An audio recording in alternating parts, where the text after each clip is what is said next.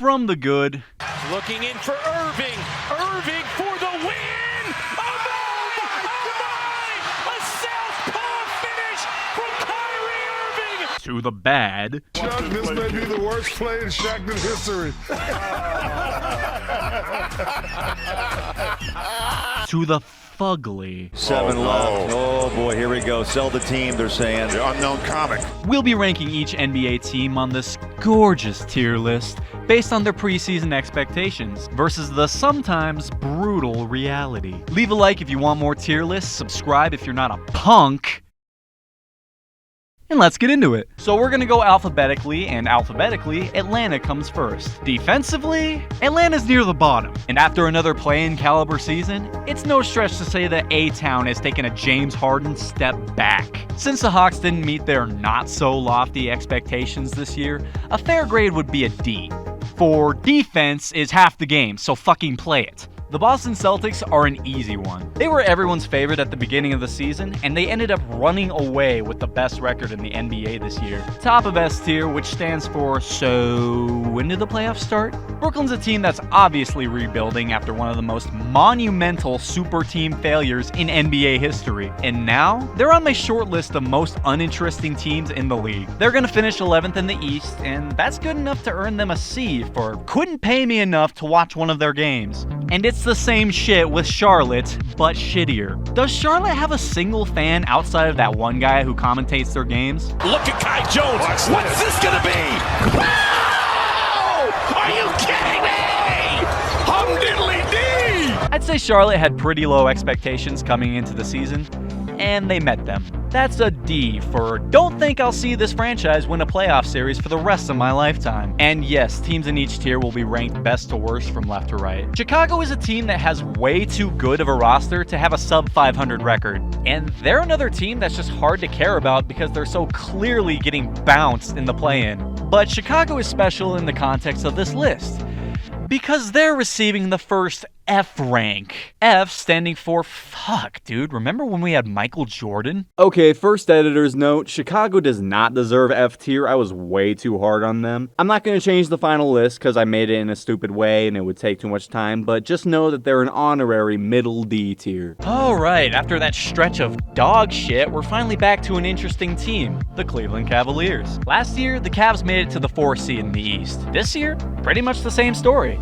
But I imagine the Cavs were trying to take a step forward this season, so based on their expectations, I think a B is a fair grade for their season, which stands for, Bronny, we'll draft you in the second round if you're not taken. Dallas, Dallas, Dallas. There aren't many more interesting teams in the league right now. They've been rolling recently, they have a great record, and they have the 5 seed sewed up with a legit MVP candidate running the show. They had decent expectations coming into the season, and they've done a good job not disappointing. This is a B team, which stands for big year for Luka to define his legacy. I've stated in multiple videos now that I have Denver winning it all.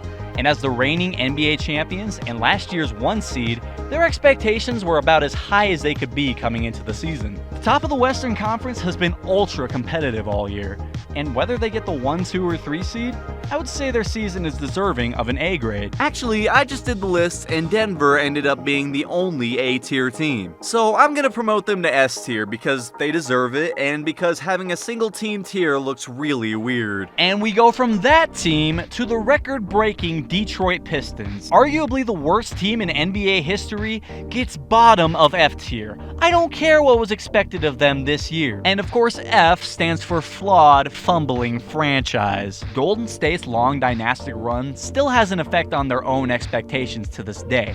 So I would say that they expected to be a top 6 seed this season. I'm not afraid to say this anymore, but the dynasty is over. Guys, it was a good run. This is a D team, and D stands for Draymond destroyed the dynasty. Never mind, since the Warriors are fucking surging right now, I can't really, in good conscience, put them behind where I'm gonna put the Lakers, so they go middle C tier, like around here.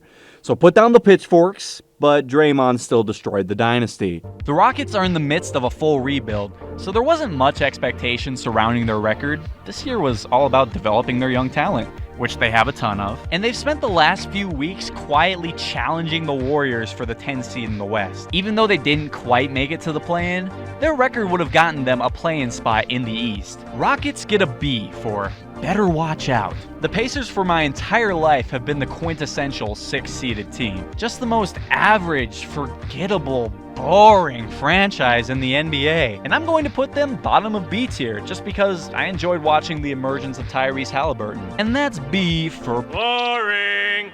The Clippers. One of the NBA's cursed franchises in the playoffs. But in the regular season, they're one of the more consistent teams in the past decade. The Clippers feel like they're all in just about every year, but injuries or coaching derails them when it matters most. I'll give them a B for this season, which stands for the calm before the storm. This team is the one that I and a lot of other NBA fans pay the most attention to, whether we have the choice or not.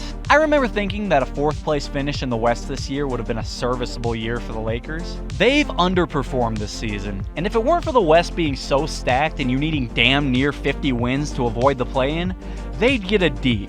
Instead, they get a C for can AD show up for more than half the games. The Grizzlies seem to revolve around Ja Morant, and rightfully so, he's their franchise's centerpiece. So when you go into the season knowing that he's suspended for 25 games, the expectation is that you'll still have plenty of time to make the playoffs once he's back. What you don't know is that he's going to suffer a season-ending injury not long after his return. I think this is a rather unfortunate F grade for the Grizzlies, which stands for, federal penitentiary. The Heat are such a tease of an organization.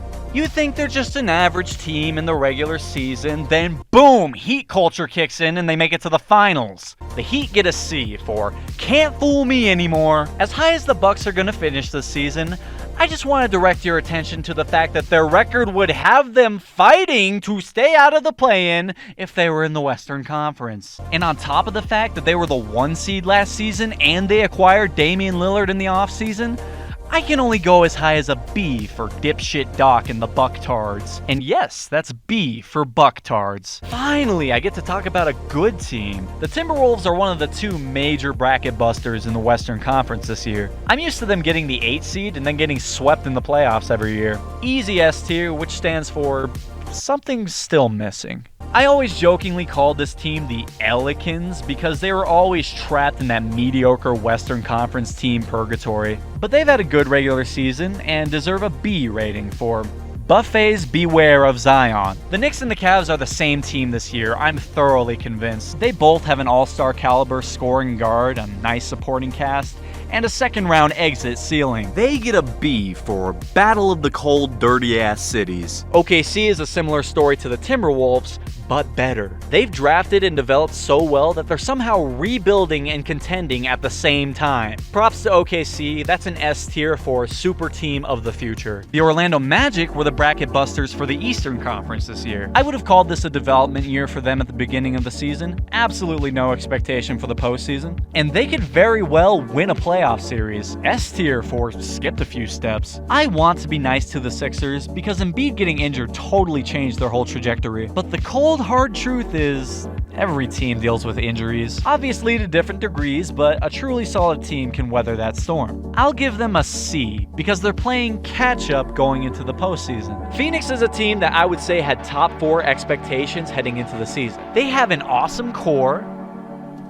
and that's about it. The main issue is health. How healthy can this team stay heading into the playoffs? But for the regular season, it's a high C for can star power really get them out of the first round? Portland is obviously rebuilding, getting rid of Dame and the only decent player they actually got out of that trade. So naturally, no one expected anything from them this year, and I'd say anything better than last would have been alright with them heading into the season. D tier for development. The Kings took a step back from last year when they overachieved and got the 3 seed. But honestly, I don't think that anyone really expected them to do that again. They really peaked that year. But avoiding the play-in was a realistic expectation, and they just barely missed it. C tier for can't light the beam if we don't win. This year for the Spurs was all about developing Victor Wembanyama. Don't look at our record, please. He had a phenomenal rookie year, but because of that, I can't help but compare his record to all-time great #1 overall picks in their rookie seasons.